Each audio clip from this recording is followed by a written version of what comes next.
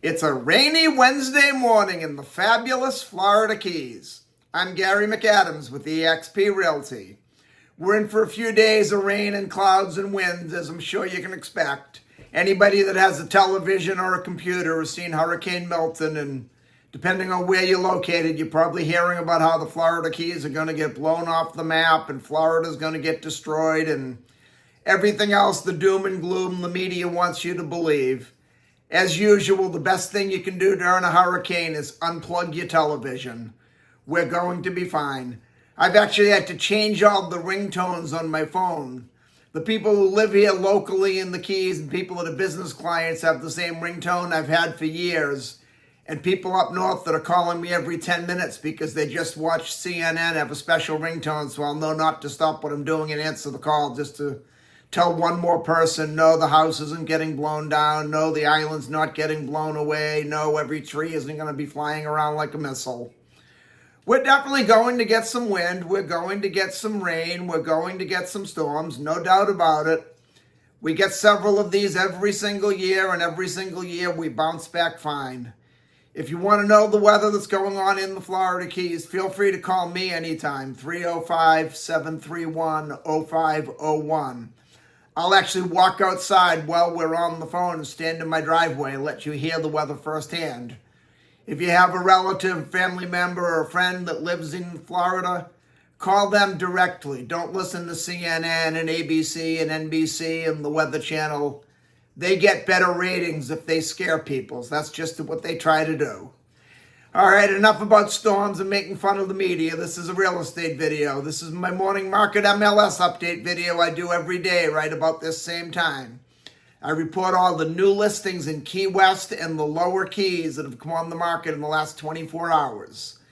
If you watch this video every day, you'll be ahead of most buyers. You'll know about every new listing from Big Pine Key down to Key West the same day the realtors know about them. I find most buyers wait for a home to come on to Trulia or Zillow or Realtor.com or one of those many websites that puts the listings out. And a problem they face with a lot of those is by the time some of those sites put a house live online, it's already been on the multiple listing service a couple days and all the good deals are already under contract.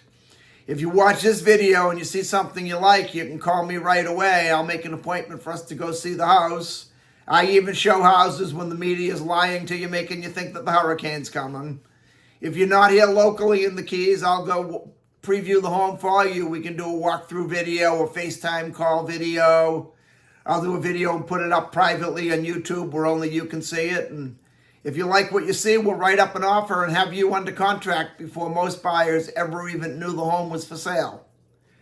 You can also get a much more detailed description of these listings, including photographs, if you follow my blog, keywestinvesting.com. I'll put that web address in the description down below. There's a lot more information on the blog, a lot more details on the properties in the blog, any unique features the home might have. It'll describe things like projected room uses, room dimensions, photos of the inside of the home, photos of the outside of the home. If the home happens to be waterfront or happens to have a pool, it'll have photos of the water view, photos of the boat dockage, photos of the pool. It's just a lot more information than I can cram into a couple-minute quick YouTube video. Again, that web address is keywestinvesting.com, and it's updated every day from the Florida Keys multiple listing service. We have 3 new listings to go over today, but before I tell you about the new listings, the state of Florida's legal department has to butt in and make me cover the boring stuff. The information I'm about to give you comes directly from the Florida Keys multiple listing service. I'm not accepting any responsibility for any of these listings. I'm not claiming any of these listings to be my own listings.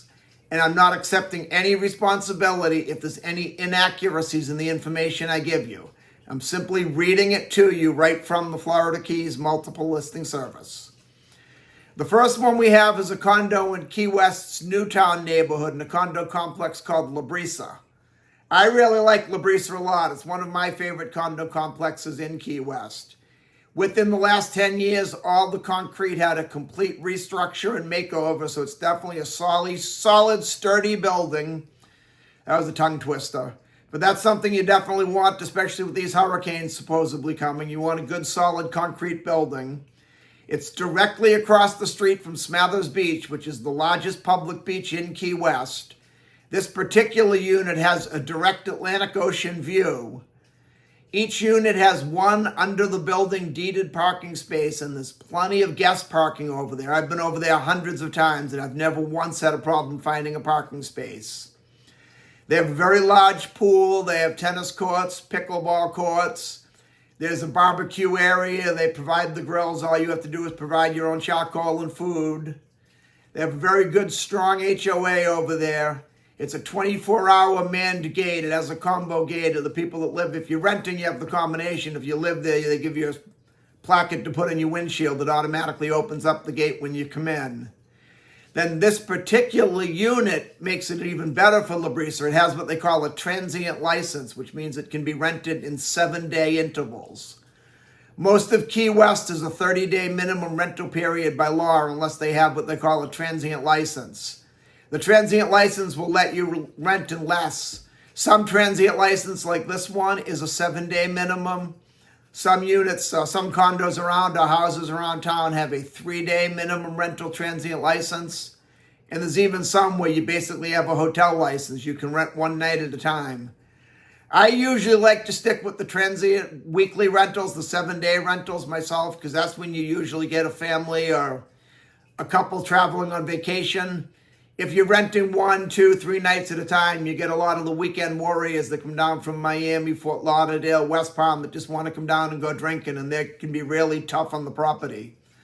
Where someone on vacation with their family for a week tends to be a little bit more caring about the property and doesn't do as much damage. So I like the 7-day transient rentals myself, but that's just my personal opinion. This condo is a 2-bedroom, 2-bathroom, 1,099 square foot condo. It's being offered at $1,240,000, which is extremely low for a condo in La Brisa with a transient license. You definitely, if you think you might be interested in this one, call me today. I don't expect this one to be around long. Then we go to Pearl Ave in Key West's Newtown neighborhood, an area we call Smurf Village. The reason we call it Smurf Village, if you're old enough to remember the cartoon from the 80s, the Smurfs, the houses all kind of resemble the houses in the Smurfs. These are all deeded as single-family houses, although there's several of them in one building, so you do share a common wall with 2 different units. They're all under one roof, but they are deeded as a single-family house. It's a 2-bedroom, 2-bathroom, 1,032 square foot house. It's being offered at $599,000, which is an extremely low price for a house in Key West. Just do beware that you share a common wall and you share a roof with other units, and there is no governing HOA that says each person must pay their fair share for routine maintenance, like if the building needs a new roof or needs to be tented for termites. And if you get good neighbors and they all pitch in and do the right thing and pay their fair share, it works out great. But if you get a neighbor that refuses to, then you could be stuck footing the bill for the whole thing, or 2 of you footing the bill for the other 2 that wouldn't pay. There's been court cases that have actually gone to court over that, and the people doing the suing always lose because there is no legal documentation saying who has to pay what. If you're willing to take the chance, you have good neighbors. It's a great house in a great location at $599,000. You won't find that in Key West. Then we go up to Sugarloaf Key in a subdivision called Sugarloaf Shores, or you'll also hear it referred to as Lower Sugarloaf.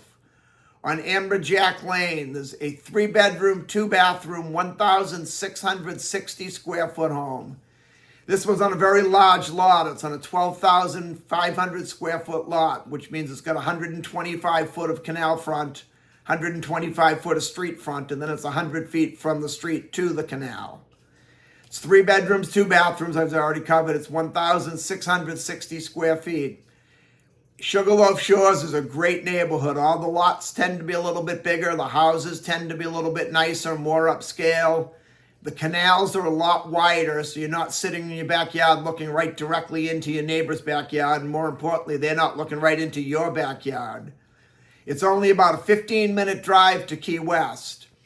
The only negative on this house, you can see it if you look at the blog, keywestinvesting.com, in the details.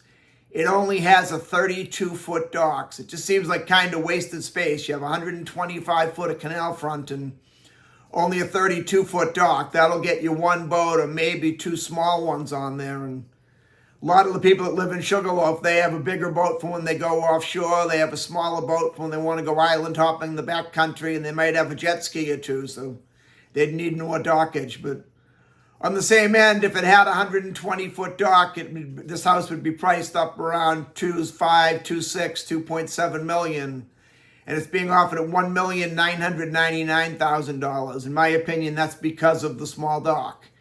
If you don't mind a smaller dock, this is a chance to pick up a great house in a great neighborhood at a very low price. And that's all we have for today. If you want to take a look at any of these homes or any home anywhere in the Florida Keys, give me a call at 305-731-0501. Don't forget to check out my blog, keywestinvesting.com. If you'd like to see more videos of this nature so you can stay current with the Florida Keys real estate market and know what's being listed every day, please subscribe to my YouTube channel. I do a video just like this each morning. I'm Gary McAdams with eXp Realty.